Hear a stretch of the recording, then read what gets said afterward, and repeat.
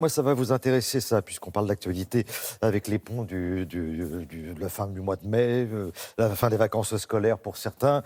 Les routes risquent d'être assez encombrées, les chassés croisés. Et aujourd'hui, on s'aide du GPS. Voilà. Alors, on aura peut-être moins besoin bientôt sur le périphérique, mais enfin bon, afin de trouver le chemin le plus rapide. Un outil pratique, mais qui nous rend aussi dépendants.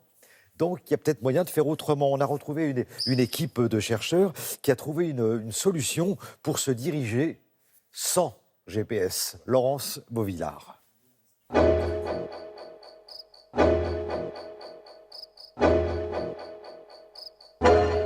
Ici, on est à Marseille. C'est mon GPS qui me le dit. Le GPS, ça a changé nos vies, mais ces GPS, ils fonctionnent avec des satellites qui sont américains, chinois, russes, indiens. Et tous ces services, c'est payant. Et ici, à l'université Aix-Marseille, on travaille sur une alternative au GPS. Vous allez voir, un travail de fourmi.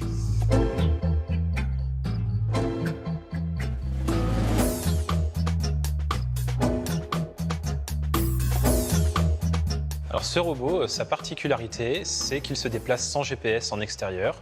Donc quand je dis sans GPS, ça veut dire qu'il ne dialogue pas avec un satellite, il n'a pas de connaissance a priori de son espace, donc il n'a pas de cartographie. Il est vraiment autonome et ça se base simplement sur de la vision. Ce qui nous a inspiré dans ce projet, ce sont les fourmis du désert, Cataglyphis, qu'on retrouve essentiellement en Afrique Nord. Ces fourmis n'utilisent pas de phéromones comme leurs cousines européennes pour retrouver leur nid. Et donc, à la place, elles vont utiliser plusieurs informations, des informations visuelles, notamment la polarisation de la lumière du ciel, également le flux optique, et enfin le comptage de leur foulée. Donc, elles comptent leurs pas quand elles naviguent.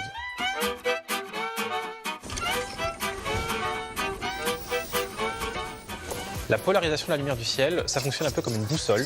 Si vous imaginez la boussole magnétique, vous avez un cap qui vous est donné par le nord magnétique. C'est exactement le même principe, mais avec la lumière. Nous, humains, n'y sommes pas sensibles, mais les insectes le sont et peuvent l'utiliser pour s'y référer afin de trouver leur cap. Si ça fonctionne la nuit, c'est juste qu'il y a moins de lumière, mais ça fonctionne. Et à titre d'exemple, d'autres insectes utilisent même la Voie lactée.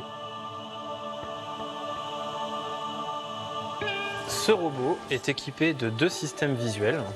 Un premier, ici, un compas céleste qui mime la partie haute de l'œil pour la polarisation. Et ici, un capteur de défilement optique pour la mesure de la distance, comme la partie basse de l'œil. Et il est également capable de compter ses pas lorsqu'il marche, également pour la distance. L'intérêt de ce système de navigation est de pouvoir maintenir la localisation d'un système en extérieur lorsqu'il y a plus de communication avec les satellites. C'est donc une alternative à ces systèmes, notamment en ville, lorsque les bâtiments perturbent la transmission des signaux, ou alors en mer, lorsque les bateaux ont une couverture satellitaire moins importante. Une partie des brevets de ce prototype ont été subventionnés par un grand groupe automobile français qui compte à terme installer ce nouveau système de navigation sur ses véhicules. Mais la moitié du projet a été financée par des gens qui n'aiment pas beaucoup que l'on sache où ils sont ou se faire repérer, c'est-à-dire les services de l'armée. On y va ?